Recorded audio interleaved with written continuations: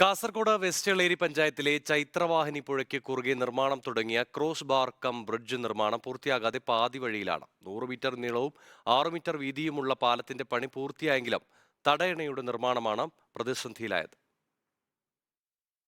2015 നിർമ്മാണം ആരംഭിച്ച പദ്ധതിയാണ് എങ്ങുമെത്താതെ പാതി വഴിയിലായത്. 600-ലധികം കുടുംബങ്ങൾക്ക് കൃഷിക്കും കുടിവെള്ളത്തിനും ഉപകരിക്കേണ്ട പദ്ധതി. ചൈത്രവാഹിനി പുഴയിലെ എരുമക്കയത്ത് ജില്ലാ പഞ്ചായത്ത് നടപ്പിലാക്കിയ പദ്ധതിയിൽ 1.73 കോടിയുടെ നിർമ്മാണം തുടങ്ങിയിട്ട് വർഷങ്ങൾ പിന്നിട്ടു.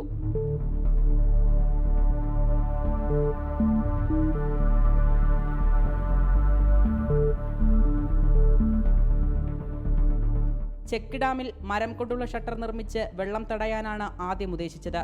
ഇത് പ്രായോഗികമല്ലെന്ന് ജനപ്രതിനിധികളും പ്രദേശവാസികളും ബോധ്യപ്പെടുത്തിയതോടെ അധികൃതർ പിൻവാങ്ങി.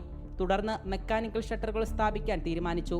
വൈദ്യുതീകരണത്തിനും അനുബന്ധ പ്രവർത്തനങ്ങൾക്കും ഉൾപ്പെടെ കാസർഗോഡ് വികസന പദ്ധതിയിൽ ഉൾപ്പെടുത്തി 5.18 കോടിയുടെ പദ്ധതി തയ്യാറാക്കി. തുടക്കത്തിൽ തന്നെ എസ്റ്റിമേറ്റിൽ പ്ലാനിൽ ചെറിയ പ്രശ്നങ്ങളുണ്ടായിരുന്നു. ഈ മണ്ണ് പലകിയിട്ടിട്ട് മണ്ണിടുന്ന ഒരു സംവിധാനത്തിലേക്കാണ് കൊണ്ടുവന്നത്.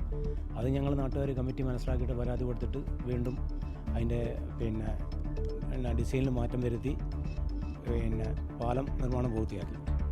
തുടർന്ന് ഇങ്ങോട്ട് അതിൻ്റെ മെക്കാനിക്കൽ ഷട്ടർ ഘടിപ്പിക്കാനുള്ള നടപടിക്രമം DPR തയ്യാറാക്കുന്നതിൽ കുറച്ച് കാലതാമസം വന്നു. അപ്പം DPR തയ്യാറാക്കി കൊടുത്തു. അതിൽ 5.5 കോടി രൂപ ഉണ്ടെങ്കിൽ പണി പൂർത്തീകരിക്കാൻ വേണ്ടി കഴിയും.